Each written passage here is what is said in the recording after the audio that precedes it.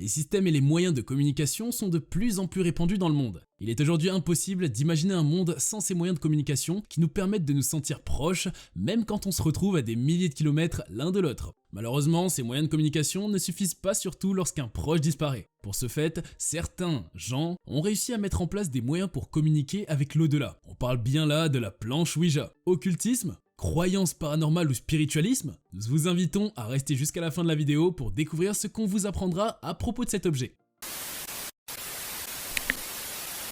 L'utilisation spirit de la planche. Également connu sous le nom de spirit board ou de tableau parlant, le Ouija est un tableau plat marqué des lettres de l'alphabet latin, les chiffres 0 à 9, les mots oui, non, parfois bonjour et au revoir, ainsi que divers symboles et graphiques. Il est doté d'une planchette, petit morceau de bois ou de plastique en forme de cœur comme indicateur mobile pour épeler les messages pendant une séance.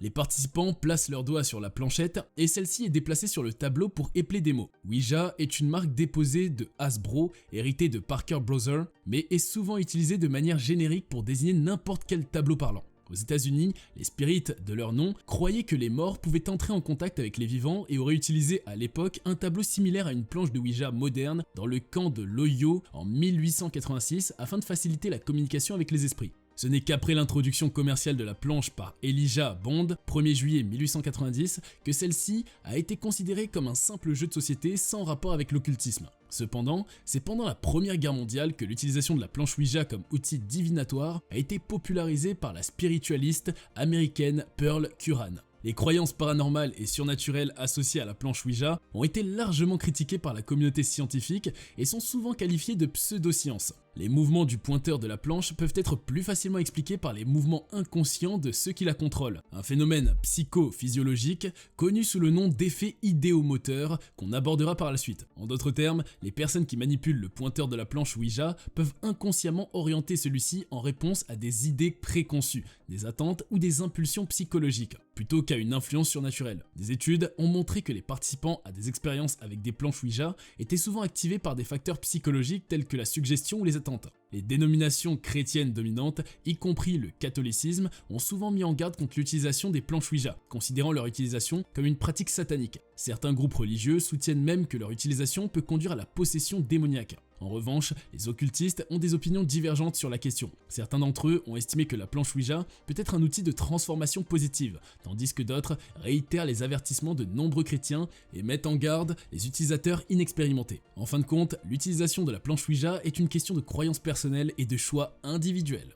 L'effet idéomoteur. L'effet idéomoteur est un phénomène psychophysiologique qui se produit lorsque des mouvements musculaires involontaires et inconscients sont produits en réponse à des idées préconçues, des attentes ou des impulsions psychologiques. Ces mouvements peuvent être très subtils et souvent imperceptibles, mais ils peuvent se produire même en étant éveillés. Par exemple, lorsqu'on est sur le point de s'endormir et que l'impression soudaine de tomber nous réveille en sursaut, ces mouvements involontaires peuvent aussi arriver éveillés, mais sont alors beaucoup moins brusques. Lors d'une séance de Ouija, le cerveau crée inconsciemment des images en réponse aux questions posées à l'esprit, et ces mouvements sont ensuite transférés au corps sans que l'on en soit conscient. La planche Ouija, avec sa goutte mobile, sert à canaliser ces mouvements en concentrant l'attention. Il est possible de vérifier ce phénomène en réalisant une séance avec les yeux bandés, ce qui empêche les participants de visualiser les lettres et rend les fantômes immédiatement analphabètes. Comme les mouvements provoqués par l'effet idéomoteur ne sont pas conscients, il peut être difficile d'admettre que nous en sommes effectivement les auteurs. En effet, le succès de la planche Ouija réside en grande partie dans le fait que les mouvements involontaires provoqués par le subconscient sont plus forts lorsque l'on est persuadé de ne pas être en pleine possession de ses moyens, comme lorsqu'on croit être dirigé par un esprit. Cela peut rendre la communication avec soi-même plus efficace,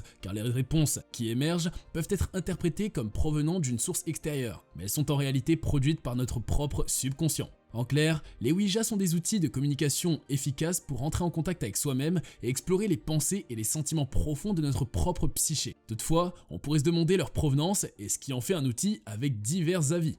Les origines de la planche. La planche Ouija tire son origine de la technique de l'écriture automatique qui consiste à écrire sans intention consciente et qui était utilisée en Chine dès le XIIe siècle de notre ère. Cette technique était connue sous le nom de Fuji ou écriture à la planchette et était considérée comme un moyen de communiquer avec les esprits. Cette pratique était courante dans l'école Kwanzin où elle était soumise à des rituels et à des supervisions spéciales, mais elle a été interdite par la dynastie Qing. Au XIXe siècle, les médiums du mouvement spiritualiste utilisaient différents moyens pour entrer en communication avec les morts. Après la guerre civile américaine, ils ont commencé à utiliser des panneaux parlants pour permettre aux survivants de contacter leurs proches disparus. Le Ouija a été créé et nommé en 1890 à Baltimore, dans le Maryland, mais l'utilisation de ces panneaux était si courante en 1886 que les journaux ont rapporté le phénomène se propageant dans les camps spirites de l'Ohio. Après la mort de celui qui a introduit la planche sur le marché, Elijah Bond, William Fuld a pris en charge la production de la planche Ouija et a commencé à produire ses propres versions en 1901. Charles Kennard, le fondateur de la Kennard Novelty Company ou Fuld, avait travaillé à affirmer avoir découvert le nom Ouija lors d'une utilisation de la planche. Kennard affirmait que le mot signifiait bonne chance en ancien égyptien. Cependant, Fuld a popularisé une autre étymologie, selon laquelle le nom Ouija était une combinaison des mots français et allemand pour oui. Cette version est devenue la plus largement acceptée. Pourquoi le pointeur de la planche se déplace-t-il ? Dans les cercles spirituels, on croit que c'est une féroce venant de l'au-delà, tandis que dans les cercles scientifiques, on attribue ces mouvements à des facteurs beaucoup plus terrestres. Les scientifiques ont nommé ce phénomène l'effet idéomoteur. Selon la théorie de l'idéomotion, l'inconscient est capable de provoquer des mouvements corporels sans que l'esprit conscient en soit conscient. Un bon exemple de l'idéomotion est souvent le test du pendule, utilisé par certaines femmes enceintes pour prédire le sexe de leur bébé. Dans ce test, la femme tient une ficelle avec un anneau lesté au-dessus de son ventre et attend que le pendule bouge de lui-même. Un mouvement de balancement d'avant en arrière est interprété comme un signe d'un garçon, tandis qu'un mouvement circulaire est interprété comme un signe d'une fille. Sans le consentement conscient de la femme, les muscles de ses doigts effectuent de petits mouvements qui s'amplifient jusqu'à ce que le pendule commence à osciller dans une direction ou dans l'autre. En fait, le pendule automobile a été l'objet de l'une des premières études sur l'idéomotion. Dans les années 1800, Anton Chevreul, dans le contexte de ses recherches sur l'hypnose, a découvert que le pendule pouvait aider à révéler les pensées inconscientes d'une personne en amplifiant de petits mouvements dont le sujet n'était pas conscient. Dans une étude plus récente axée spécifiquement sur la planche Ouija, des psychologues de l'université de la Colombie-Britannique ont publié en 2012 une recherche affirmant que l'effet idéomoteur était d'autant plus fort lorsque plusieurs personnes avaient les doigts sur la planchette. Chaque participant, les yeux bandés, était informé qu'il était l'une des deux personnes qui touchaient la planchette. Et lors des mouvements de la planchette, le sujet affirmait souvent que l'autre joueur la poussait, alors qu'en réalité, il n'y avait aucun autre joueur impliqué. Les chercheurs affirment que la conviction consciente d'une personne qu'elle ne déplace pas la planchette améliore la capacité de son esprit inconscient à déclencher le mouvement sans qu'elle en soit consciente. Ainsi, les instructions du jeu qui précisent qu'il faut au moins 2 joueurs prennent tout leur sens. Plus il y a de personnes qui touchent la planchette, plus il est facile de croire que l'on ne la déplace pas soi-même. Souvent, les joueurs ont une préférence pour un résultat spécifique et déplacent inconsciemment la planchette dans la direction souhaitée. Le test des yeux bandés. Les utilisateurs de la planche Ouija prétendent offrir un accès au monde des esprits, mais son fonctionnement réel est sujet à débat. Un test suggéré consiste à bander les yeux des participants et à tourner le tableau de 90 degrés pour perturber la mémorisation de la disposition des lettres, ce qui a tendance à décourager les explications mystiques lors des résultats absurdes se produisent. Même dans les plus anciens brevets liés à la planche Ouija, il n'était pas prétendu directement qu'elle communiquait avec le monde des esprits. Par exemple, un brevet qui expliquait que le mouvement du pointeur était causé par le mouvement musculaire involontaire des mains des joueurs ou par un autre organisme. Une publicité de 1920 couvrait ces paris en déclarant que le tableau Ouija répond apparemment aux questions concernant le passé, le présent et l'avenir. En fait, lorsque Fuld, le créateur du jeu, a été interrogé sur sa croyance dans le tableau Ouija, il a répondu « Je ne devrais pas dire, je ne suis pas un spirit.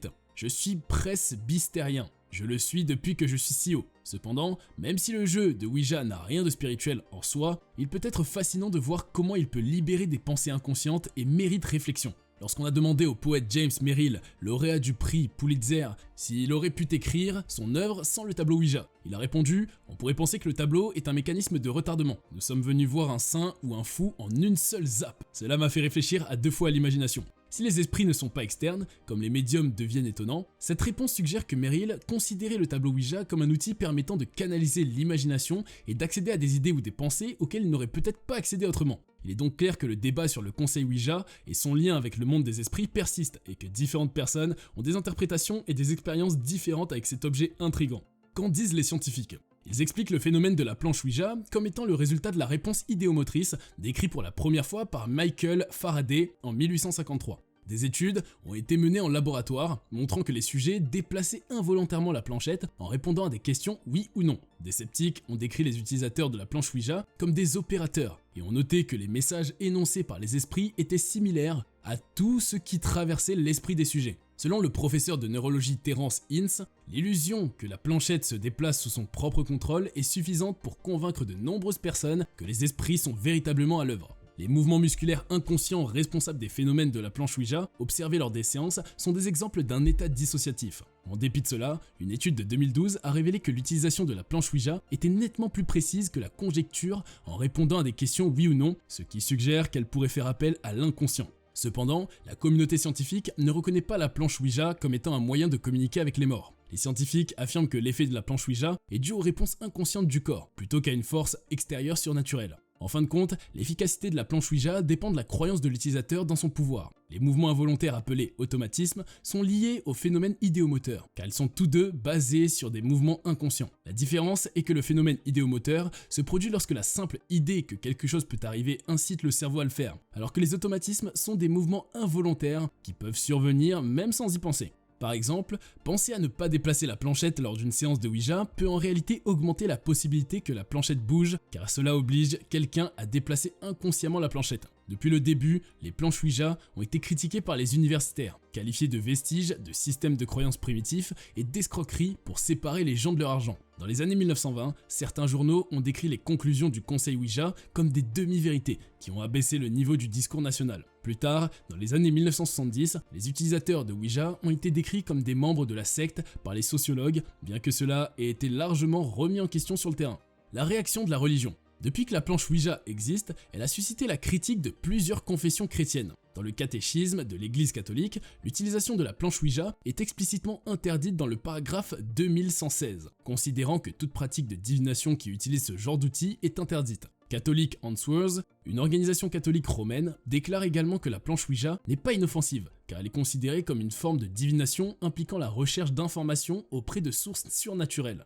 Les évêques catholiques de Micronésie ont également appelé à l'interdiction de la planche et ont averti leurs fidèles qu'ils parlaient à des démons lorsqu'ils l'utilisaient. Les églises réformées néerlandaises ont également encouragé leurs communicants à éviter les planches Ouija car elles sont considérées comme étant liées à l'occulte. Le Wisconsin Evangelical Lutheran Synod interdit également l'utilisation de la planche Ouija à ses fidèles car cela violerait les 10 commandements. En 2001, des groupes fondamentalistes ont brûlé des planches Ouija à Alamogordo, au Nouveau-Mexique, les considérant comme des symboles de la sorcellerie. La critique religieuse affirme également que la planche Ouija permet de révéler des informations qui ne devraient être connues que de Dieu, et donc qu'elle est un outil de Satan. Les objections religieuses à l'utilisation de la planche Ouija ont donné lieu à des récits édifiants selon lesquels le plateau ouvre une porte aux mauvais esprits et ont ainsi créé un folklore de type ostension dans les communautés où elle circule. Cela a également conduit à la création d'un défi surnaturel, en particulier pour les jeunes. Que pensent les gens aujourd'hui de la planche Ouija ? Pour certains,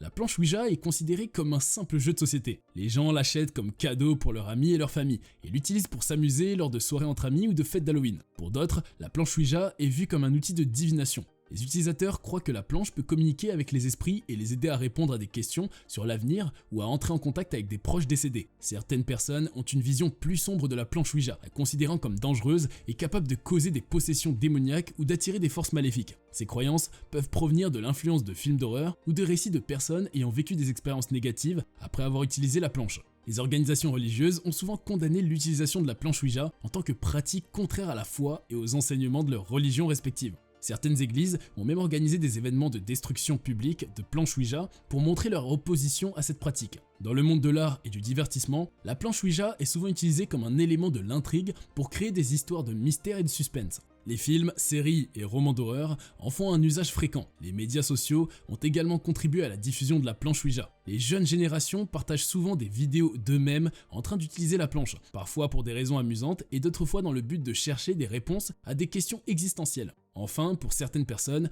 la planche Ouija est tout simplement un objet de collection. Les planches vintage peuvent être très recherchées et collectionnées par les amateurs de l'occulte ou les fans d'objets insolites. La planche Ouija est perçue de différentes manières dans la société d'aujourd'hui, allant du simple jeu de société à un outil de divination potentiellement dangereux, en passant par un élément de l'intrigue de l'horreur et un objet de collection. Et vous ? Dites-nous ce que vous en pensez dans les commentaires, et si la vidéo vous a plu, n'hésitez pas à vous abonner et la liker. A bientôt pour plus de contenu sur Cultination.